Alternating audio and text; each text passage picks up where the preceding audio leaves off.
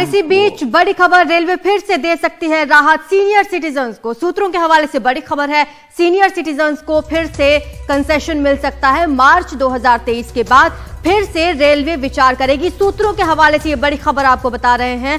पहले करीब 50% तक रियायत दी जाती थी, लेकिन उसके बाद ये रियायत बंद कर दी गई थी और एनडीटीवी ने इस मुद्दे को लगातार उठाया। आपने देखा एनडीटीवी इंडिया ने इस मुद्दे को 2-3 दिन पहले भी दिखाया था, जब हमने ये दावा किया था कि कोरोना में रेलवे ने ज्यादा पैसे कमाए हैं सीनियर सिटीजन से। और अब बड़ी खबर सूत्रों के हवाले से, रेलवे एक बार फिर से राहत देने पर विचार कर सकती है। सीनियर सिटीजन्स को फिर से कंसेशन मिल सकता है। मार्च 2023 के बाद विचार करेगा रेलवे। पहले करीब 50% तक रियायत मिलती थी। अब देखने वाली बात होगी कि मार्च 2023 के बाद सीनियर सिटीजन्स को एक बार फिर से कितनी राहत दी जाती है।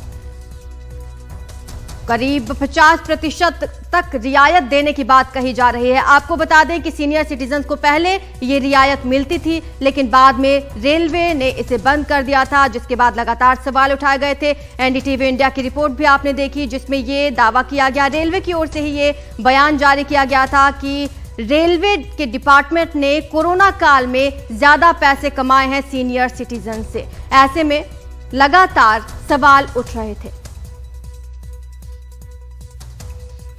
ज्यादा जानकारी हमारे सहयोगी हिमांशु हमें देंगे। हिमांशु, ये राहत भरी खबर हो सकती है सीनियर सिटीजन से, और अभी 2-3 दिन पहले ही हमने रिपोर्ट में ये दिखाया था कि कोरोना काल में सीनियर सिटीजन से ज्यादा पैसे कमाए हैं रेलवे ने। देखिए, निश्चित तौर पर सूत्रों ने मुझे ये बताया है कि मार्च के बाद रेलवे मंत्रालय जो है वो ये मांग और इस प्रस्ताव पर विचार करेगा गंभीरता से।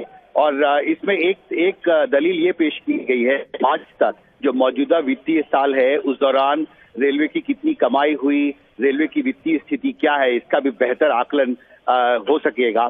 और जब वित्तीय आकलन होगा मौजूदा वित्तीय साल के दौरान जो बिजनेस ऑपरेशन रहा है भारतीय रेल का, उस पर उसकी समीक्षा करने के बाद सरकार इस प्रस्ताव पर विचार करेगी। लेकिन एक सकारात्मक संकेत जरूर मिला है कि जो पहले संसद की स्थायी समिति जो है रेलवे की, उसने भी ये गुजारिश की थी संसद में, अपनी रिपोर्ट में ये कहा था कि सीनियर सिटीजन्स के लिए कुछ कैटेगरीज में जो आरक्षण में कंसेशन मिलता था वो फिर से बहाल होना चाहिए। और इसके बाद भी जो सांसद लगातार मांग करते रहे हैं, तो इन सब की समीक्षा मार्च के बाद की जाएगी, ऐसा संकेत मिला है। संभव है कि पत्रकारों को भी जो आरक्षण की सुविधा मिलती है इस पर भी विचार संभव है।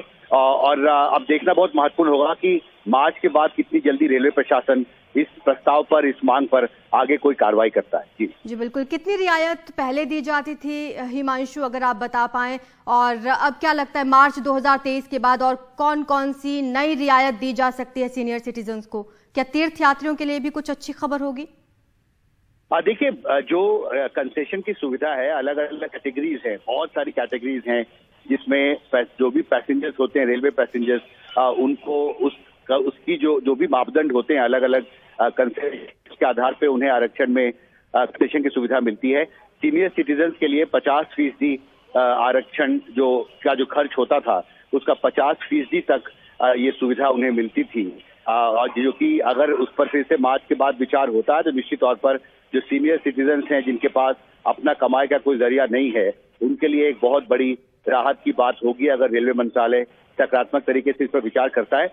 लेकिन देखिए, अभी समय है और सूत्रों ने हमें ये बताया है कि मार्च के अंत तक जो मौजूदा वित्तीय साल में रेलवे की कमाई और बिजनेस ऑपरेशन की जो स्थिति है उसका पूरा डाटा रेलवे प्रशासन के पास होगा और उसके बाद इस प्रस्ताव पर गंभीरता से विचार किया जाएगा। शुक्रिया आपका इस तमाम जानकारी के लिए। तो वरिष्ठ नागरिकों को फिर से अब रेलवे में किराए में छूट मिल सकती है, हालांकि इसका फैसला और इस पर विचार किया जाएगा मार्च 2023 के बाद।